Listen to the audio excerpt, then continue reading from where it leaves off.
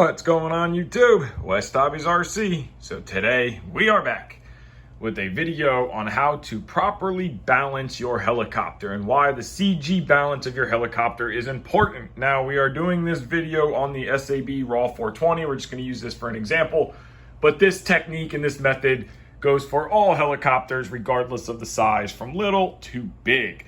So go ahead, hit that like button, hit that subscribe button. Remember, Patreon and PayPal are linked in every video description if you'd like to help support me. Let's get started. So now first we're going to go over why balancing the helicopter is very important and how to CG your helicopter for it to fly properly.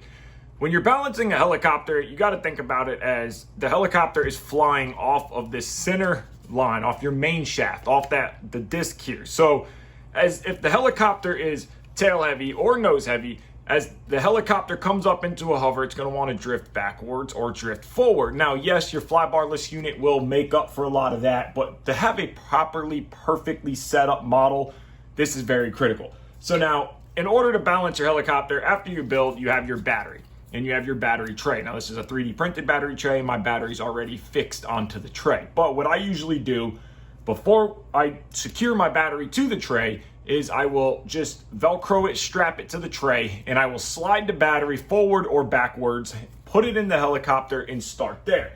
Now, on bigger machines like the Raw 580, Kraken 700s, Raw 700s, your battery trays, and this is for any helicopter, it doesn't have to be Align, Oxy, doesn't matter. Put your battery on, and you slide your battery forward and backwards. So you end up with your battery at a location similar to this. You might have to move it back, and it also depends on the weight of the battery, the type of the battery that you're using, will also depend on where your battery location needs to be in the helicopter. So let's go ahead, slide our battery in, and let's check for balance. So now we have our battery in the helicopter. We have everything positioned the way our helicopter is going to be flight ready. So what we want to do is you want to put your blades, you're going to tilt the helicopter onto its side, and your blades are going to go vertically.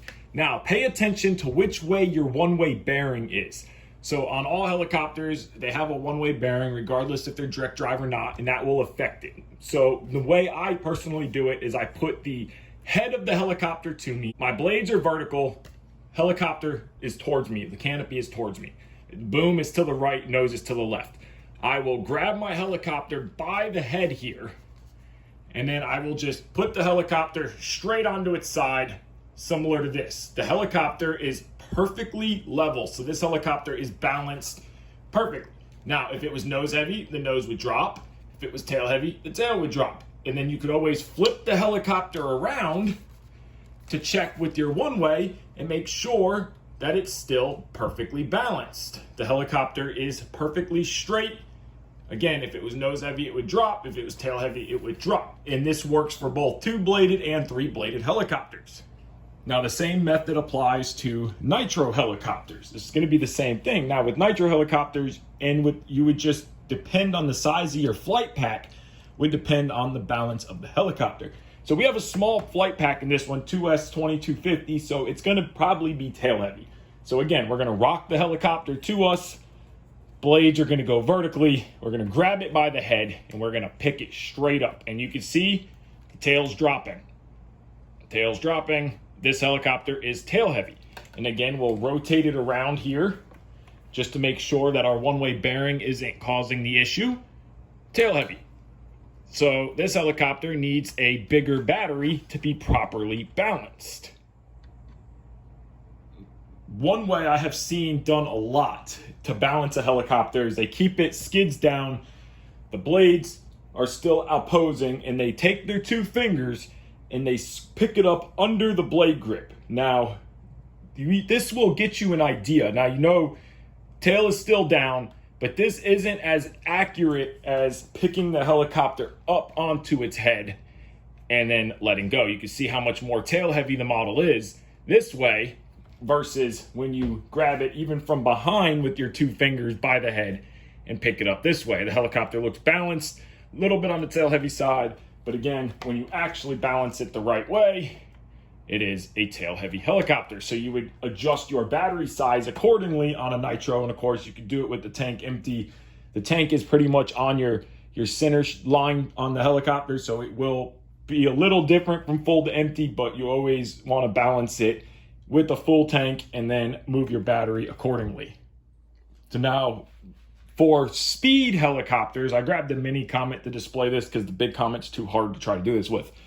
When you want to go fast with speed helicopters, on 3D helicopters, you want them to be balanced perfectly level. On speed helicopters, you want them to be nose heavy. So even on a small helicopter, you would balance it the same way. Rotor blades would be vertically, and you can see the nose drops down. This helicopter is set nose heavy, and that's the way you want. And again, on 3D helicopters, you would want the helicopter to be balanced perfectly level. And this is drive no one way, so you can still see that it will still drop its nose. And again, we can go ahead, rotate it the other way, and it still will drop its nose. So there's two different ways of the style of balancing for your helicopter. Speed helicopters, you want them to be nose heavy. 3D helicopters, you want them to be balanced perfectly level. Now, it is the same regardless of the brand, the size of the battery. If you're using stick packs or big 12S packs, you would just position them on your battery tray accordingly to your helicopter balance setup. So I want to thank you guys so much for watching this quick little video. I hope it helps some of you out on how to balance your helicopter properly and the proper ways to balance your helicopter, regardless if it's a micro to a full 700 or bigger. So I want to thank you guys so much for watching this video. If you haven't already, hit that like button, hit that subscribe button, and remember, Patreon and PayPal are linked in every video description if you'd like to help support me.